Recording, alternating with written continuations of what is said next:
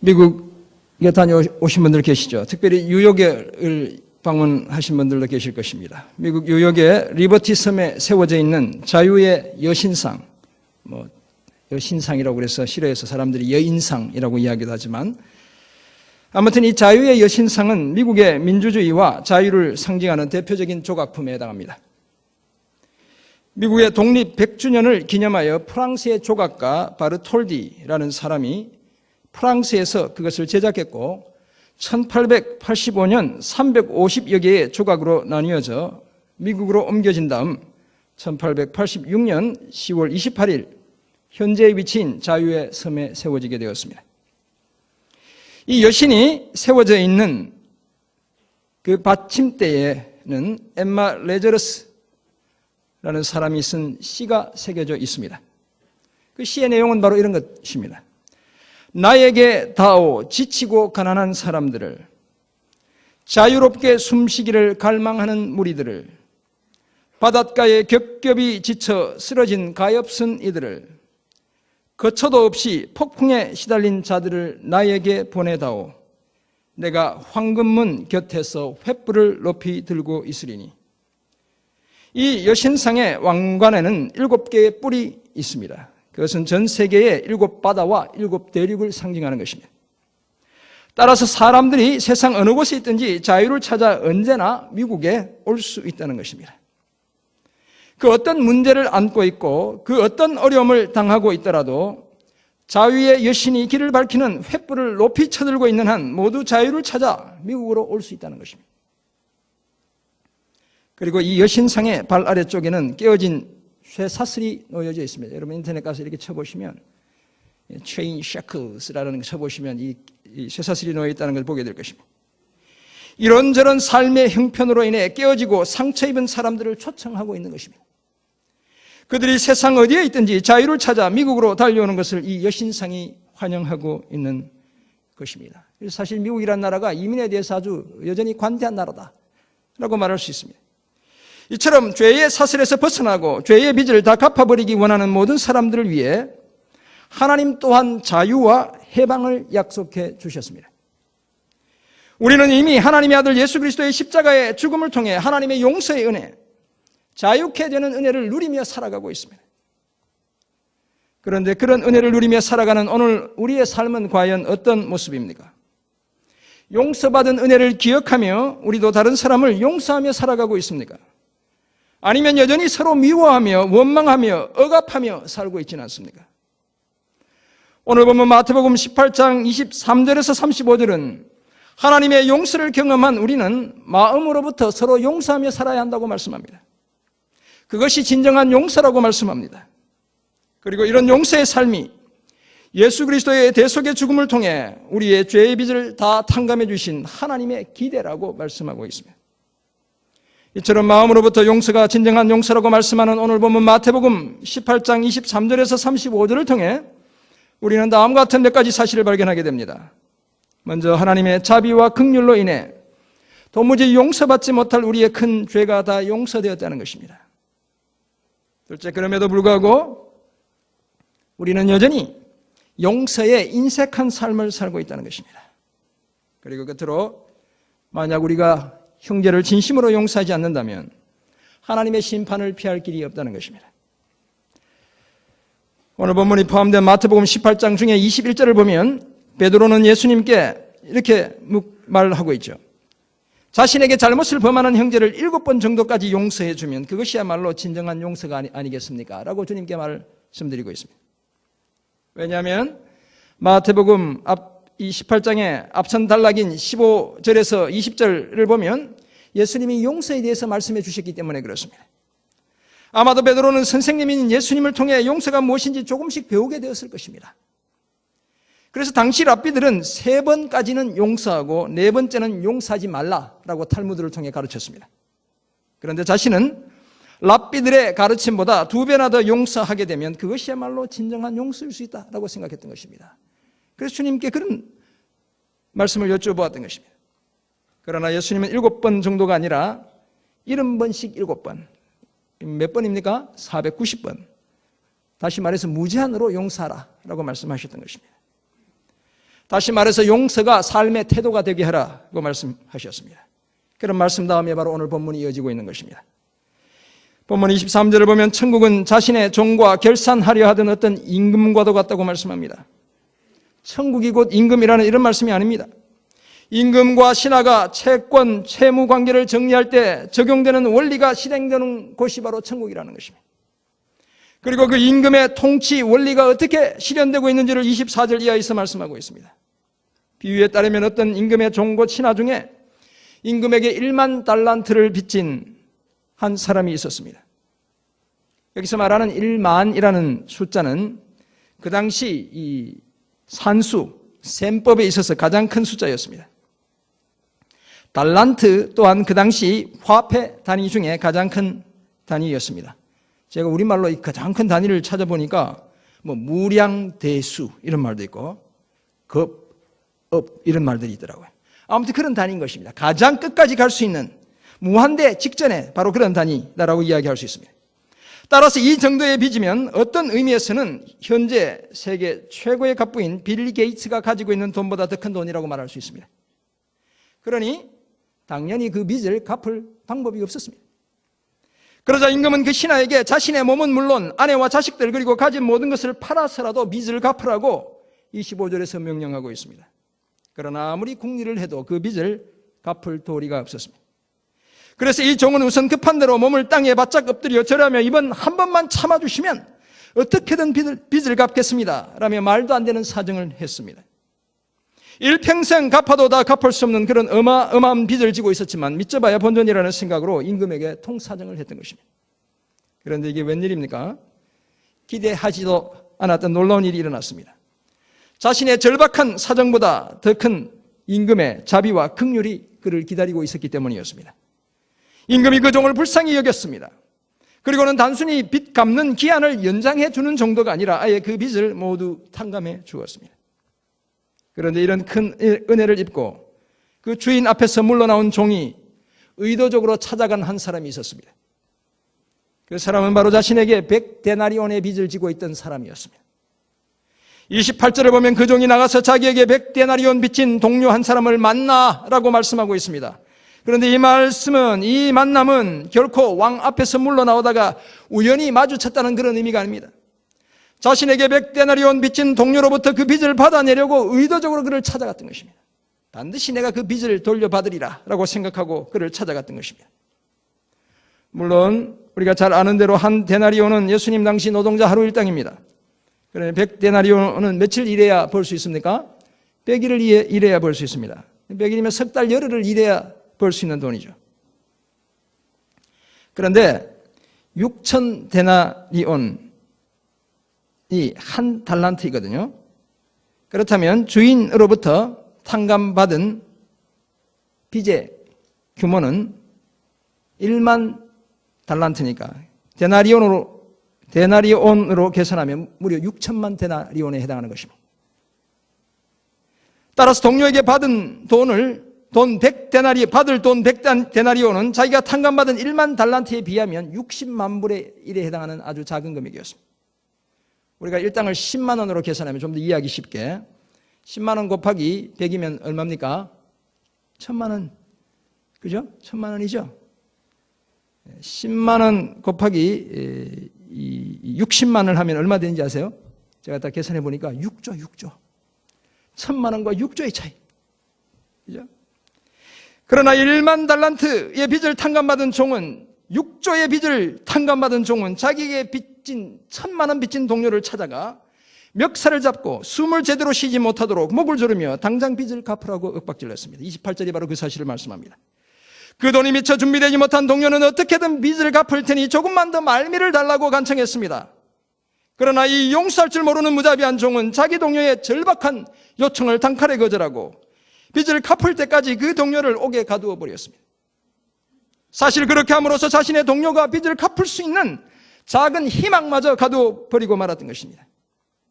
그때 마침 이 장면을 목격했던 또 다른 동료들이 있었습니다. 너무나 황당하고 속이 상했습니다. 그래서 자신들의 주인 곧 임금에게 이 종의 못된 행치를 다 고해 바치게 되었습니다. 그 사실을 전해 들은 임금 주인의 화가 이만저만이 아니었습니다. 즉각 1만 달란트 탕감받은 종을 불러들여 32절 보면 뭐라고 정죄하고 있습니까? 악한 종이다 라고 정죄하고 있습니다. 자기 동료를 불쌍히 여기지 않는 그 무정한 종을 간수들을 시켜 옥에 가두어 버렸다라고 말씀합니다.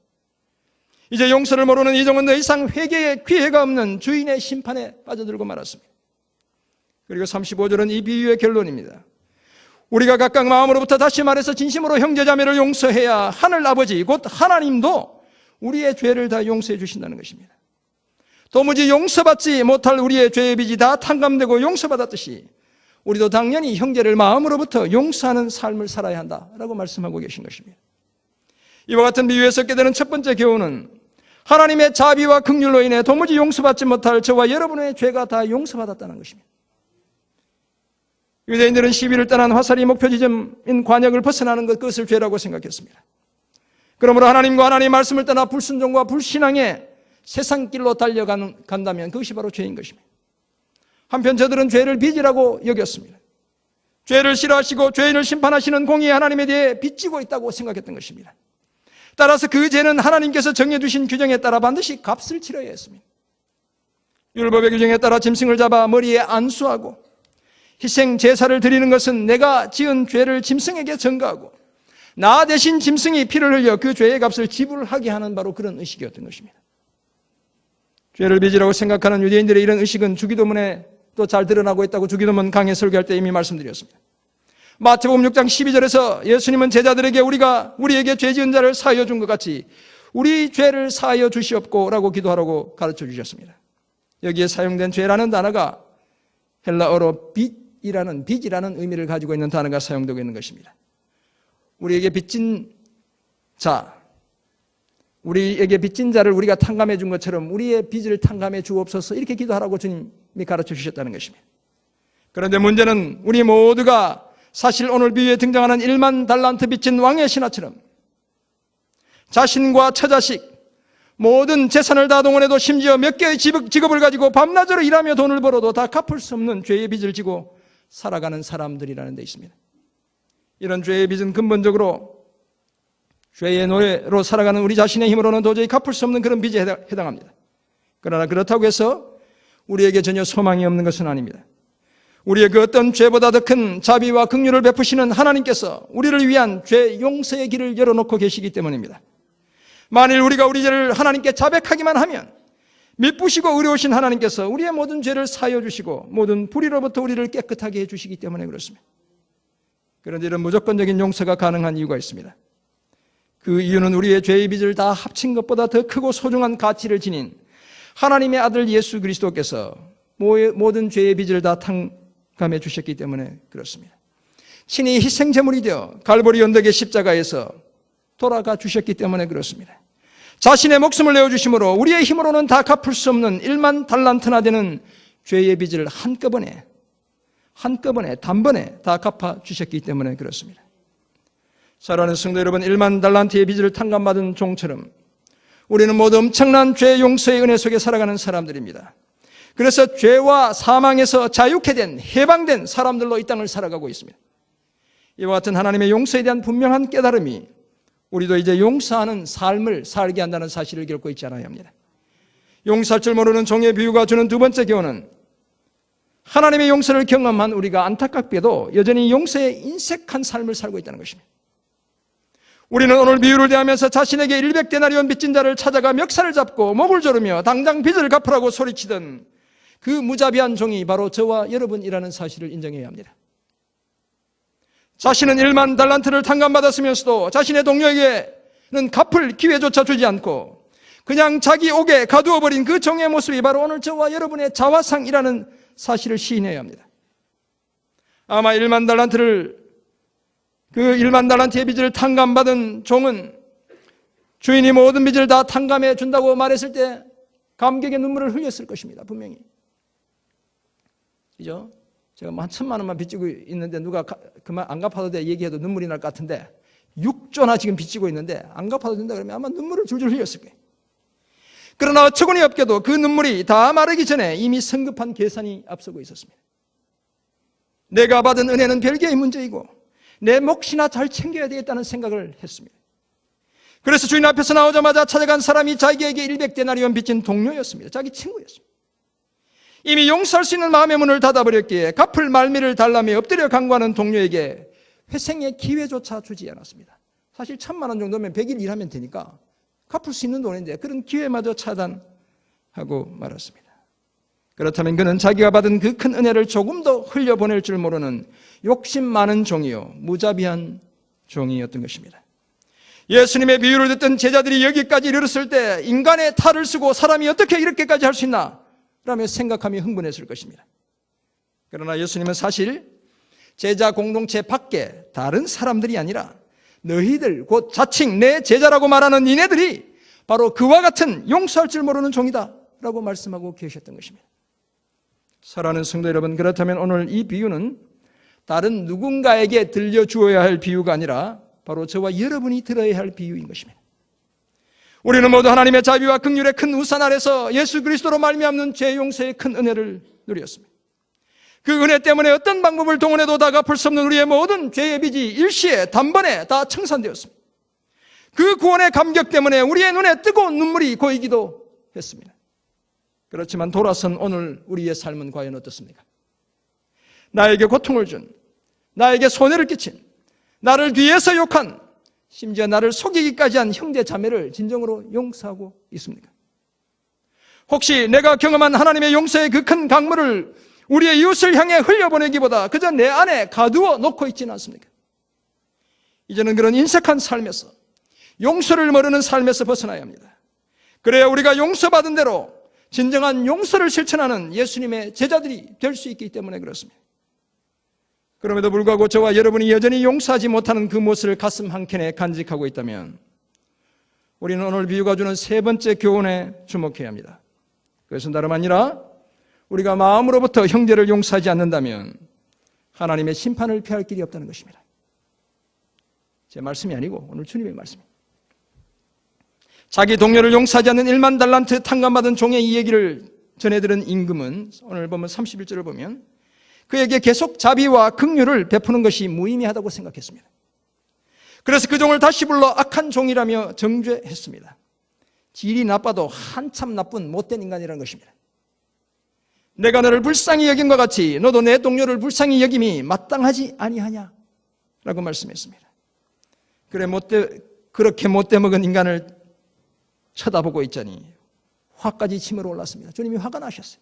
임금이 화가 났습니다. 그래서 옥졸들을 시켜 그 빚을 다 갚을 때까지 옥에 가두도록 명령했습니다. 사실 이 명령은 죽을 때까지 영원히 그렇게 지내야 하는 명령이었습니다. 따라서 빚을 갚을 수 있는 기회가 더 이상 주어지지 않는 최후의 명령이었습니다. 이런 비유를 듣고 있던 제자들에게 예수님께서 결론적으로 한 말씀을 더 하셨습니다. 너희가 각각 마음으로부터 형제를 용서하지 아니하면 나의 하늘 아버지께서도, 옛날 성경은 천부께서도 너희에게 이와 같이 하시리라. 물론 하나님의 용서가 우리 서로 간의 용서에 좌우된다는 그런 말씀이 아닙니다. 하나님의 용서를 경험한 사람은 반드시 용서하는 삶을 살아야 한다고 말씀하신 것입니다. 그렇지 않으면 하나님의 심판을 피할 길이 없다는 것입니다. 사랑하는 성도 여러분, 예수 믿고 하나님의 죄 용서의 은혜를 경험하고 새 언약 백성이 되는 이 일을 너무 쉽게 생각하지 않아야 합니다. 예수를 믿는 우리의 믿음은 그저 우리가 달고 싶은 곳에 달고 다니는 훈장이나 장식품이 결코 아닌 것입니다. 내 믿음은 내가 목숨 걸고 지켜야 하는 소중한 것입니다. 왜냐하면 나를 위해, 나의 믿음을 위해 하나님의 아들이신 예수 그리스도께서 십자가에 달려 돌아가 주셨기 때문에 그렇습니다. 그러므로 내가 가진 믿음 안에서 오늘 내가 할 수 있는 최소한의 것만 하려 든다면 그것은 진정한 죄자의 모습이 아닙니다. 하나님의 말씀이 아니라 내가 정한 기준이나 규정에 따라 내 방식대로 살아가고 있다면 그런 사람은 종교인일 수는 있어도 예수님의 제자는 결코 될 수 없습니다. 자기 희생이 없는, 내 것을 포기하지 않는 십자가는 갈보리 언덕의 십자가가 아닙니다, 여러분. 그런 십자가는 그저 나 자신의 이기적인 마음의 언덕 위에 세워놓은 헛된 십자가에 불과할 뿐인 것입니다.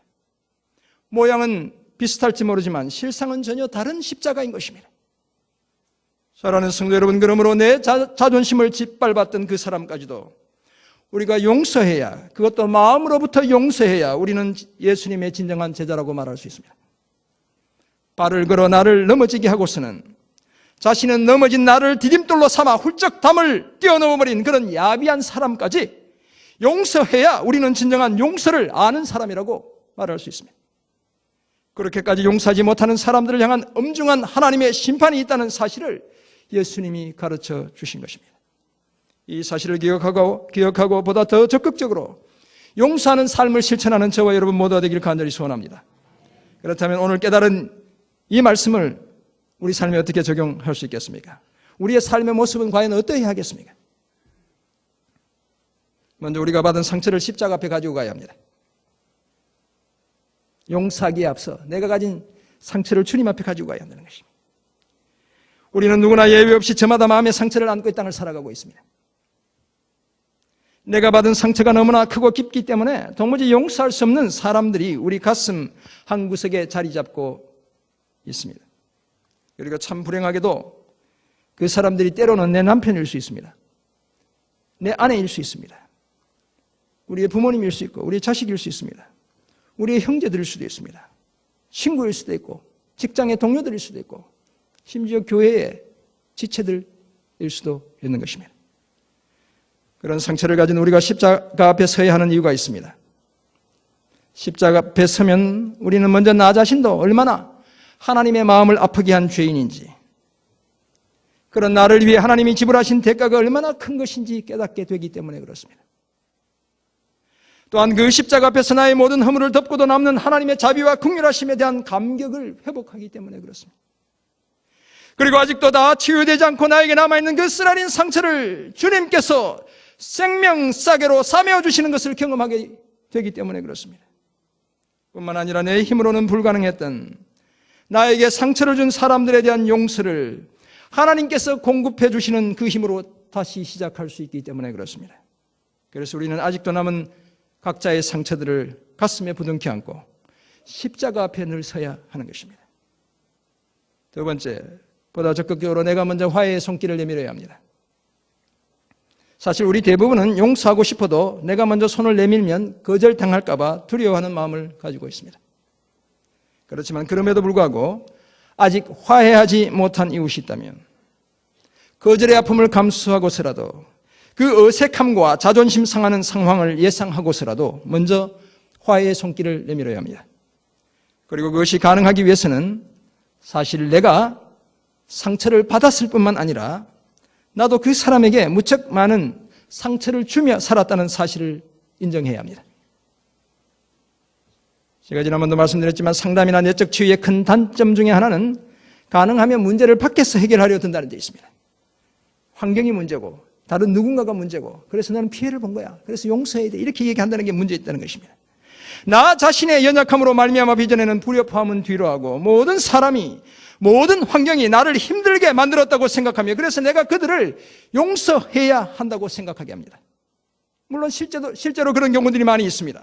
그러나 그런 사실과 함께 나도 그런 사람들과 똑같이 다른 사람들에게 상처와 아픔을 주며 살아왔다는 사실을 함께 기억해야 하는 것입니다. 그래야 서로 간에 진정한 용서가 시작될 수 있는 것입니다. 이번 한 주 먼저 다가가서 화해해야 할 우리의 이웃이 있다면 하나님께서 보여주신 그 용서의 모범을 따라 우리도 마음으로부터 용서하는 그런 기회를 가지시길 간절히 부탁합니다.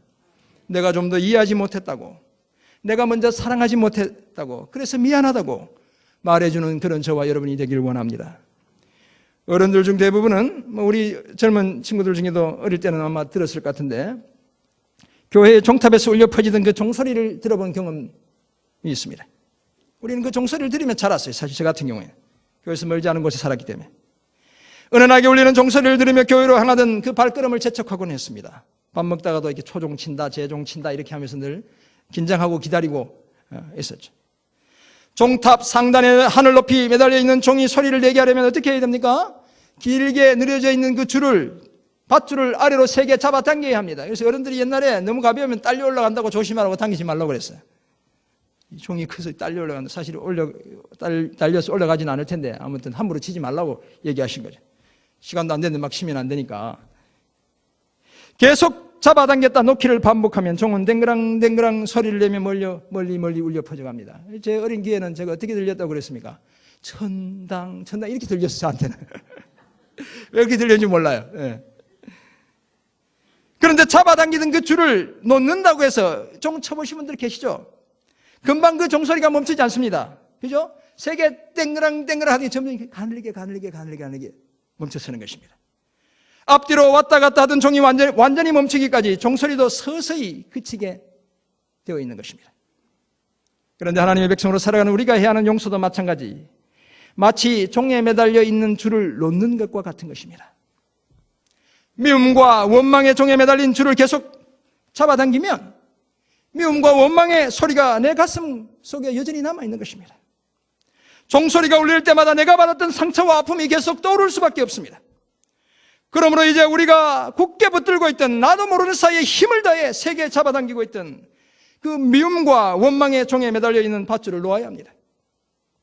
물론 처음 얼마 동안 우리의 감정은 여전히 그 종소리를 듣게 될 것입니다.